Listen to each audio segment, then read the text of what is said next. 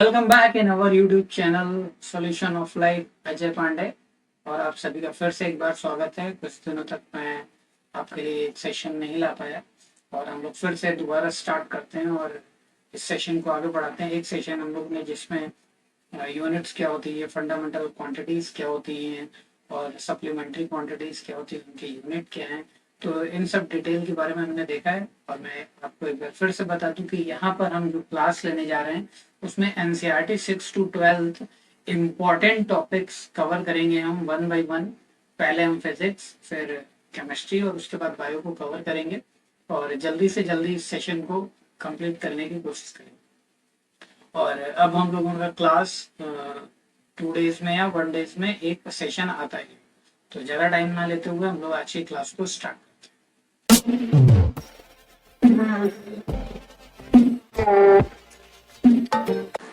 तो हमारा जो टॉपिक्स था, हम लोगों ने कई सारे क्वांटिटीज देख ली थी, बट जो हम क्वांटिटीज में देखते हैं कि जो फंडामेंटल क्वांटिटीज थी उनकी कुछ यूनिट हमने डिफाइन की थी। जैसे कि हमने आपको बताया था कि 7 फंडामेंटल क्वांटिटीज होती हैं। जैसे आपको क्या बताया था मैंने, 7 फंडामेंटल क्वांटिटीज थी। तो यहाँ पर हम लोग क्या देखते थे कि these are the 7 fundamental quantities. तो हम लोगों ने क्या देखा था, मास, लेंथ, टाइम, करंट और क्या देखा था हमने, amount of substance, luminous intensity और टेम्परेचर।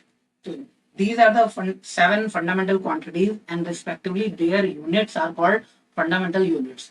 तो अगर हम बात करें यहाँ पर सबसे पहले कि जो लेंथ है उसको हम डिफाइन कैसे करते हैं, कि अगर मीटर है तो मीटर मीटर क्यों बनाया गया, अदर क्यों डिवाइस क्यों नहीं, और कुछ क्यों नहीं डिसाइड कर लिया गया। तो इसलिए यहाँ पर हम लोग देखेंगे कि मीटर को मीटर ही क्यों कहा जा रहा है और क्या स्टैंडर्ड डेफिनेशन है। जैसे मैंने आपको सिस्टम भी बताए थे, तो मैंने सिस्टम आपको क्या क्या बताए थे, MKS बताया था, CGS बताया था और SI बताया था और एक और FPS बताया था।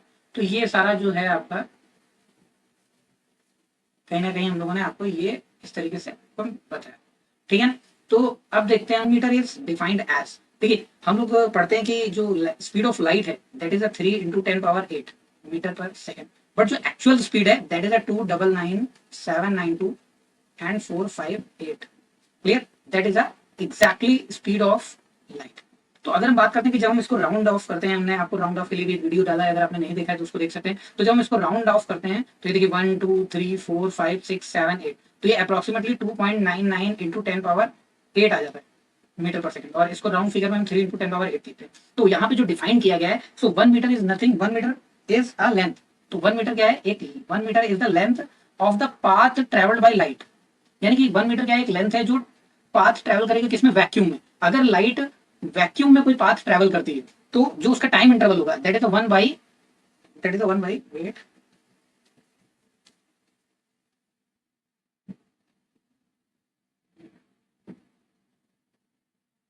That is 1 by,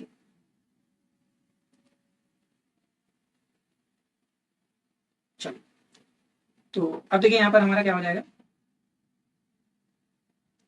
1/299,792,458।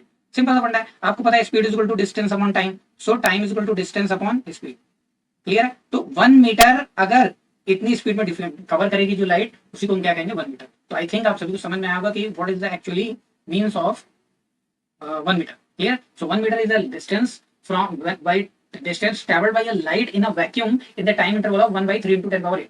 Actual data क्या है, 299,792,458। तो ये याद रखना है, कई बार एग्जाम में क्वेश्चन आया हुआ है कि 1 metre is the distance defined as. तो वहां पर ये 4 ऑप्शंस रहेंगे आपके सामने की, light is travel in vacuum और अदर मीडियम। तो इस तरीके से आपको ये ध्यान रखना है कि यहाँ पर ये क्वेश्चन का क्या है, मेथड है। क्लियर है। चलिए इसके बाद हम बात करते हैं कि मास की जो यूनिट है, मास की यूनिट क्या है, kilogram. So how the defined is the actually content that is the 1 kilogram. तो 1 किलोग्राम को डिफाइन करने के लिए हमने क्या किया है कि देखिए यहाँ पे on atomic scale 1 kilogram is the mass of 5.0188 × 10⁻25 atoms of carbon 12 isotope. यानी कि कार्बन 12 आइसोटोप के 5.01 × 10⁻23 एटम्स जितने होंगे उनका जो वेट होगा दैट इज 1 किलोग्राम। इससे पहले जो था, जो इसका डेफिनेशन था वो क्या था, आपको मैं बता देता हूँ। इससे पहले जो डेफिनेशन था वो था कि प्लैटिनम और इरिडियम, तो प्लेटिनम और इरिडियम का एक मटेरियल था जिसका जो फिक्स एक लैब में रखा हुआ है लंदन की लेबोरेटरी में, उसका जो एक्चुअल वेट था that is a mass of 1 kg। तो उसको हमने स्टैंडर्ड बना रखा था, बट लेटेस्टली आपका जो एटॉमिक स्केल पे जो डेफिनेशन आया that is the 1 kilogram is the mass of carbon 12 isotopes of item 1.0 into 10 power. Clear? कोई डाउट यहाँ पर किसी को? कोई भी डाउट रहेगा तो मैंने आपको बताया, पूछ सकते हैं मेरे से, ठीक है। अब इसके बाद आता है कि 1 सेकंड तो टाइम की भी डेफिनेशन डिफाइन की गई। So time is what? Time is nothing 1 second how we defined as. So one, देखिए आपको पता है कि जो एटम्स होते हैं उनमें वाइब्रेशन होता है, मूवमेंट करते रहते हैं वो कहीं ना कहीं से। तो यहाँ पर देखिए simply 1 second is defined as the time interval in which caesium 133 atom completes this vibration in atomic clock. यानी कि सीजियम, ये आपको पता होगा कि ये एक एलिमेंट है सीजियम 133। तो इसका जो वाइब्रेशन होगा एटम्स का, तो कितना वाइब्रेशन होगा? यहाँ पर देखिए दिया हुआ है नंबर 91 92 63 17 70। तो आपको इस तरीके से ये नंबर याद कर लेना है, क्योंकि कई बार एग्जाम में पूछा भी जा सकता है। तो जब भी कोई सीजियम 133 एटम 91 92 63 1770 वाइब्रेशन जितने टाइम इंटरवल में कंप्लीट करता है that is called 1 second. Clear? चलिए, तो आई थिंक यहाँ तक आपको समझ में आ रहा होगा। बात करते हैं एम्पियर की। तो एम्पियर आपने पढ़ा ही होगा सिंपली, लेकिन जो एम्पियर हमने डिफाइन किया है वो यहाँ पर डिफरेंट है। हम देखिए बात कर रहे हैं एक कॉम्पिटेटिव लेवल की, तो आपने कूलम्स लॉ पढ़ा होगा। तो कूलम्स लॉ पढ़ा होगा आपने, यहाँ पे कूलम्स लॉ। तो कूलम्स लॉ पढ़ते हैं आप, गॉस थ्योरम पढ़ते हैं जब आप क्लास 12 में जाते हैं। तो यहाँ पर जो आपका डिफाइंड होता है दैट इज क्या कि अगर हम टू इनफाइनाइट, यहाँ पर देखिए मैं ड्रॉ कर रहा हूँ, अगर जैसे टू इनफाइनाइट वायर लेते हैं, स्ट्रेट वायर, और वो एक दूसरे से 1 मीटर की डिस्टेंस पे प्लेस है। क्लियर है? अगर दो हम इनफाइनाइट वायर लेते हैं जो कि एक दूसरे से 1 मीटर की डिस्टेंस पे प्लेस हैं, तो उनके बीच में जो फोर्स होगा, so that is how much? 2 into 10 power minus 7 Newton per meter. So that is defined as a 1 ampere. Clear? ठीक है। सिंपली आप लोग करंट आपने पढ़ा होगा, अगर आपने 10th क्लास में पढ़ा होगा, सो I is equal to Q by T. So the rate of flow of charge is called as current, but वो यहाँ पर डिफाइन नहीं हुआ। हम स्टैंडर्ड एम्पियर की बात कर रहे हैं, तो एम्पियर को यहाँ पर हम कैसे डिफाइन करेंगे? 1 ampere is the defined as the current which maintain in two straight infinite wire placed in a vacuum and 1 meter apart, so there will be a force is equal to the 10 power into 10 minus 7 metre पर lamp. Okay, clear? ठीक, अब हम बात करते हैं यहाँ पर kelvin की। तो केल्विन भी क्या है? केल्विन आपको पता है कि टेम्परेचर, और जो हम 0 पॉइंट पढ़ते हैं, 0 point, so that is what 273.16। तो ये आपका क्या हो जाता है कि जो हम इसको 0 पॉइंट बोलते हैं। क्लियर? तो यहाँ पर ट्रिपल पॉइंट भी बोलते हैं इसको। क्लियर? तो क्या होता है? 1 kelvin is the fraction of, यानी कि 1 kelvin is the fraction of 1/273.16 temperature of the triple point. यानी ट्रिपल पॉइंट क्या है? 273.16 है, और उसका अगर हम 1 बाई फ्रैक्शन निकाल देंगे उतना, तो वो हमारा क्या आ जाएगा? 1 केल्विन। क्लियर? आपको पता होगा कि 1 kelvin is equal to the how much? पता है? 1 kelvin is equal to the 273.16 what plus 30। तो सेल्सियस में अगर आप 273 ऐड कर देते हैं तो आपको कहीं ना कहीं केल्विन मिल जाता है। तो केल्विन में डिटेल पाने के लिए हम क्या करते हैं? डिग्री सेल्सियस में ऐड कर देते हैं 273। क्लियर है? मोल क्या है आपका?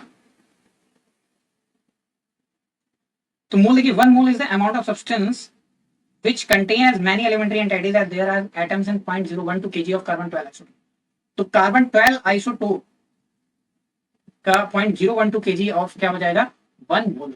क्लियर है? 1 mole is the amount of substance, इसकी वजह से क्या है? जो कंटेंट किसमें होगा? कार्बन 12 आइसोटोप्स के 0.012 kg में जो कंटेंट होगा that is called 1 mole. Clear? ये स्टैंडर्ड यूनिट हम बता रहे हैं कि सर ऐसा नहीं है कि कार्बन में क्यों होगा, तो ये स्टैंडर्ड बना लिया गया, उसी के बिहाफ पे हम कंपैरिजन करते हैं। क्लियर है? चलिए आगे देखते हैं कैंडला क्या है।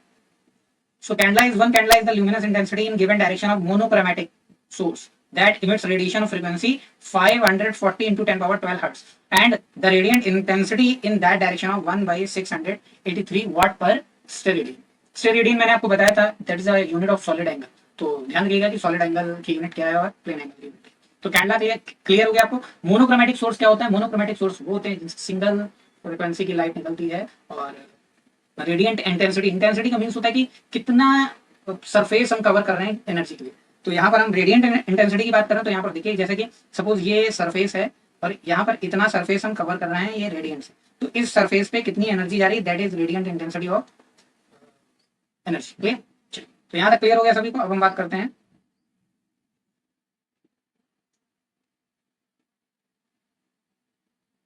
तो यहाँ पर हम लोग बात करेंगे अब सप्लीमेंट्री यूनिट्स की। क्या बात करेंगे हम लोग? सप्लीमेंट्री यूनिट्स की।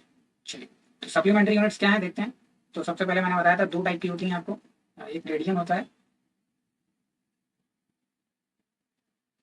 एक रेडियन हमने पढ़ा था, और एक पढ़ा था स्टेरेडियन।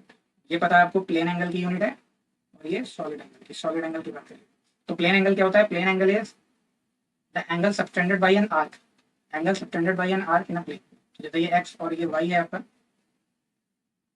तो ये देखिए आर्क है ए बी, और ये एक एंगल सबटेंड कर रही है, that is called plane angle, and plane angle is equal to theta A B upon radius, suppose that is arc, तो A B upon arc upon radius. Clear है? फिर हम बात करते हैं सॉलिड एंगल की। So solid angle is nothing in a 3D plane and the angle subtended on a surface, तो that is आपने आइसक्रीम खाई होगी, तो जो कोन वाली आइसक्रीम आती है उसका जो सरफेस है वो कितना एंगल बना रहा है, सो that is a area upon. तो यहाँ पे क्या हो जाएगा कि ये अगर इसको हम ओमेगा से रिप्रेजेंट करते हैं तो solid angle is equal to the what, area upon radius square. Clear है? और इसकी यूनिट होती है रेडियन, इसकी होती है स्टेरेडियन। क्लियर है?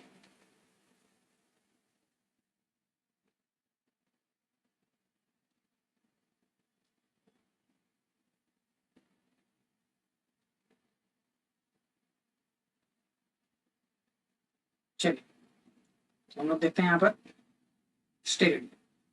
तो स्टेरेडियन रेडियन देखते हैं पहले। It is the angle subtended at the centre of a circle by an arc equal in length to the radius of the circle.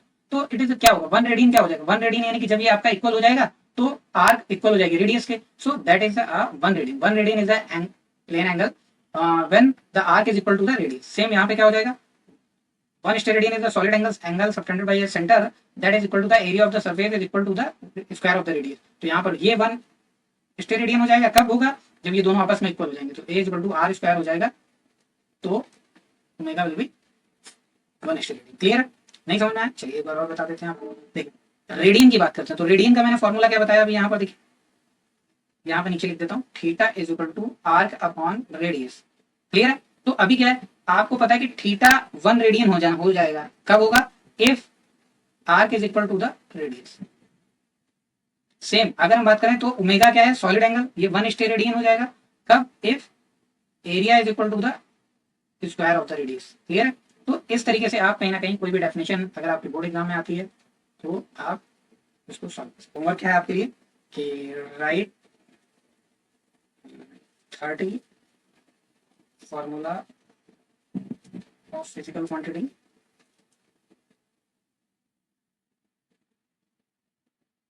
and their units.